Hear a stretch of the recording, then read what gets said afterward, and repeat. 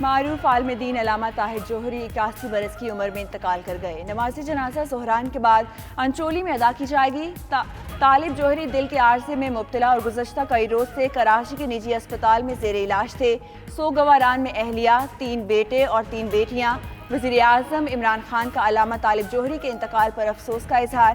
اہل خانہ سے تعزیت۔ دیگر مذہبی اور سیاسی رہنماؤں کا بھی مرحوم کے انتقال پر اظہار افسوس۔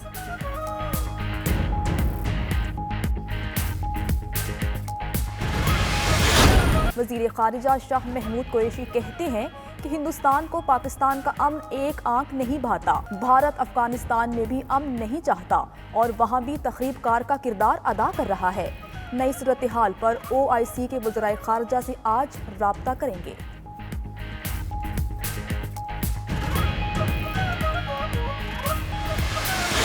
کشمیر کی صورتحال پر OIC اجلاس آج ہوگا۔ پاکستان، سعودی عرب اور ترکی سمیت کانٹیکٹ گروپ کے رکن ممالک شریک ہوں گے۔ وزرائے خارجہ ویڈیو کانفرنس میں صورتحال پر غور کریں گے۔ سردار اختر مینگل اور مولانا فضل الرحمان کی اہم ملاقات۔ آئندہ کے مشترکہ سیاسی حکمت عملی پر تفصیلی مشاورت۔ اختر مینگل کا ملاقات کی تفصیلات میڈیا کو بتانے سے انکار۔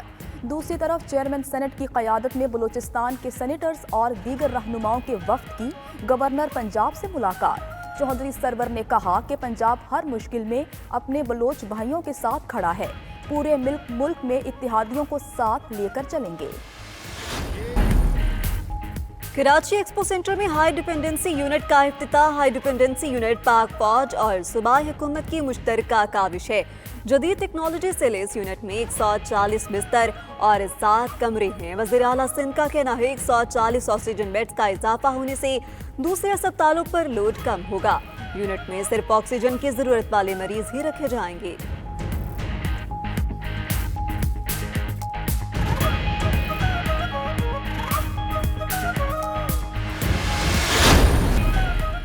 بدعنوانی کے زہر سے نمٹنے کی ضرورت ہے۔ Chairman NAB justice retired Javed Iqbal کا کہنا ہے قومی اعتصاب بیورو کو بدعنوانی کے خاتمے کے لیے قائم کیا گیا۔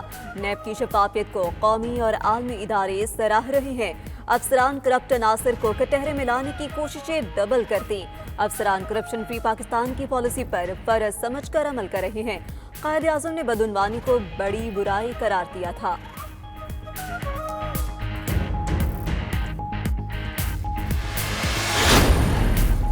وزیر اعلیٰ پنجاب کی مونسون سے قبل انتظامات کی ہدایت۔ عثمان بزدار نے محکمہ آبپاشی سے جامع پلان طلب کر لیا۔ مزید بولے کورونا نے ہر طبقے کو متاثر کیا۔ عام آدمی کی معاشی مشکلات کا ازالہ پنجاب حکومت کی پہلی ترجیح ہے۔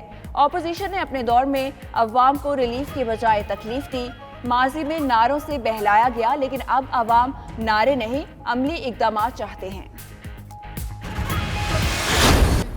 92 ہاٹ سپاٹ آئیڈینٹیفائی کیے گئے جن کی نشاندہی کی گئی ہے، ان کے اندر پاکستان میں اس وقت کرونا کے مرض کے شکار جو مریض ہیں اس میں سے 40% پورے ملک کے ان ہاٹ سپاٹس کے اندر زندگی گزارتے ہیں، کام کرتے ہیں۔ ٹیکنالوجی سے علاقوں کی نشاندہی ہوگی۔ 92 ہاٹ سپاٹس پر کورونا کے 40% مریض ہیں جو ملک کی آبادی کا 3% ہے۔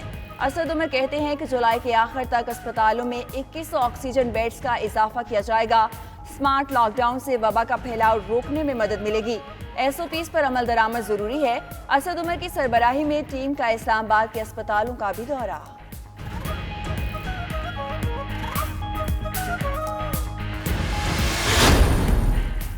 لاہور اور گجرانوالہ ڈویژن میں بارش سے موسم خوشگوار ہو گیا۔ لاہور میں دن بھر گرمی کے بعد شام کو بادل برس پڑے۔ گجرانوالہ، نارووال، سیالکوٹ اور ملحلہ علاقوں میں طوفانی بارش ہوئی۔ کورونا کو شکست دینے والوں کا پلازما زندگی ہے۔ 67,000 خوش نصیب پلازما عطیہ کر سکتے ہیں۔ میئر کراچی، حیدرآباد اور اسلام آباد کے ڈاکٹرز کی بھی پلازما عطیہ کرنے کی اپیل۔ اداکار احسن خان، ماڈل ہنا ملک، گلوکارہ مسکان، کرکٹر احسان عادل اور عالیہ ریاض بھی 92 نیوز کی مہم کا حصہ بن گئے۔ اگر آپ کو پلازما عطیہ کرنے میں مسئلہ ہے تو 0334192026 پر واٹس ایپ کریں۔ 92 نیوز پلازما عطیہ کرنے میں آپ کی مدد کرے گا۔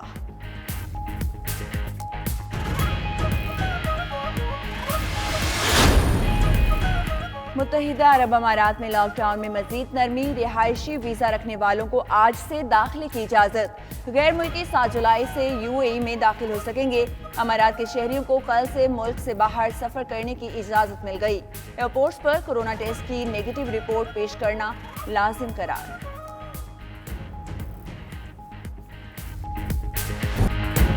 اور انگلش پریمیئر اور جرمن فٹ بال لیگ میں دلچسپ مقابلے، برائٹن نے آرسنل کو 2-1 سے شکست دے دی۔ وولز اور کرسٹل پیلس نے بھی میچز جیت لیے۔ جرمن فٹ بال لیگ میں بائرن میونخ نے فرائبرگ کو 3-1 سے مات دی۔ بائرن میونخ کی ٹیم پہلے ہی ٹائٹل اپنے نام کر چکی ہے۔ دوسرے میچ میں ڈورٹمنڈ نے لیپزگ کو 2-0 سے ہرا دیا۔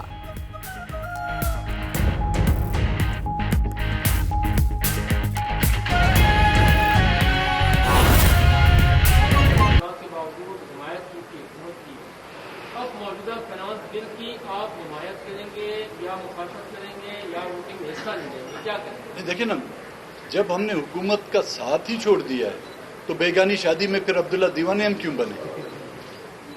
اور مولانا صاحب یہ بتائیے گا کہ ابھی جیسے آپ نے اعلامی بھی یہ کہا کہ بلوچستان کی صورتحال کا جائزہ لیا گیا، تو کیا بلوچستان کی صوبائی جو حکومت ہے اس کے حوالے سے بھی کوئی میکینزم بنایا گیا ہے کہ موجودہ صورتحال میں کیا صوبے میں کوئی تبدیلی آ سکتی ہے؟ اس معاملے پہ کیا آپ کی کسی جماعتوں نے غور کیا یا نہیں؟ ہم تو PTI اور باپ پارٹی جو ہے اس کو جڑواں بہنیں سمجھتے ہیں، تو ان کے ساتھ تو پھر کوئی ظاہر جی کے نہیں ہو سکتا نا۔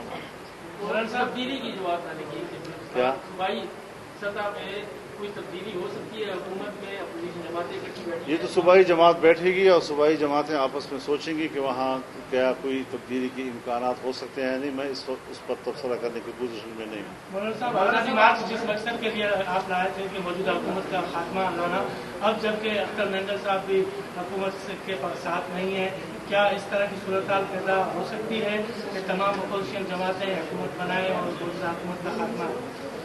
دیکھیے، فی الحال تو بنیادی بات یہ ہے کہ ہماری تحریک کے دوران ہی کرونا کا مسئلہ آیا، اور آپ نے دیکھا کہ جو ہی ملک میں کرونا وبا ڈکلیئر کر دیا گیا ریاستی سطح پہ، تو ہم نے کہا جی کہ ہمارے جھگڑے سیاسی تھے اور تصادم سیاسی تھا، یہ مسئلہ انسانی ہے اور یہ طبی مسئلہ ہے، اس پہ ہمارا رضاکار، ہمارا کارکن ہر سطح پر انتظامیہ کے ساتھ تعاون کرنے کے لیے تیار رہے گا۔ تمام چیزوں سے ہم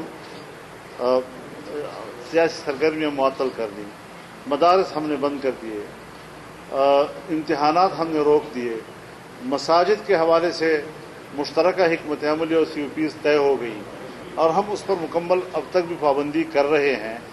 تو یہ چیزیں ہوتی ہیں جس کی وجہ سے ملک کے سیاسی نظام میں تعطل آیا، لیکن اس تعطل کی آڑ میں جب حکومتی سطح پر غیر جمہوری فیصلے ہونے لگے اور اس سے انہوں نے ناجائز فائدہ اٹھایا، تو ہمیں بھی مجبوراً پھر محدود پیمانے پر سرگرمیاں شروع کرنے کا مجبوری ہوئی، اور ہم نے تمام اپوزیشن جماعتیں حکومت بنائیں اور موجودہ حکومت کا خاتمہ۔ دیکھیے، فی الحال تو بنیادی بات یہ ہے کہ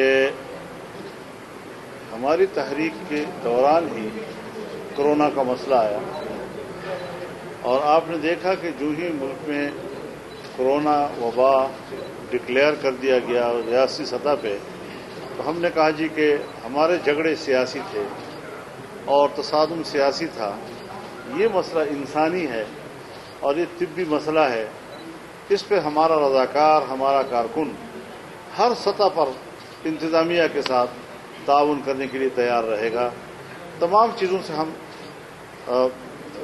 سیاسی سرگرمیاں معطل کر دیں، مدارس ہم نے بند کر دیے، امتحانات ہم نے روک دیے، مساجد کے حوالے سے مشترکہ حکمت عملی اور COPs طے ہو گئی اور ہم اس پر مکمل اب تک بھی پابندی کر رہے ہیں۔ تو یہ چیزیں ہوتی ہیں جس کی وجہ سے ملک کے سیاسی نظام میں تعطل آیا، لیکن اس تعطل کی آڑ میں جب حکومتی سطح پر غیر جمہوری فیصلے ہونے لگے اور اس سے انہوں نے ناجائز فائدہ اٹھایا تو ہمیں بھی مجبوراً پھر محدود پیمانے پر سرگرمیاں شروع کرنے کا مجبوری ہوئی اور ہم نے تمام سیاسی پارٹیوں کے ساتھ رابطوں کا عمل شروع کیا تو ہمیں بھی مجبوراً پھر محدود پیمانے پر سرگرمیاں شروع کرنے کا مجبوری ہوئی اور ہم نے تمام سیاسی پارٹیوں کے ساتھ رابطوں کا عمل شروع کیا ہے.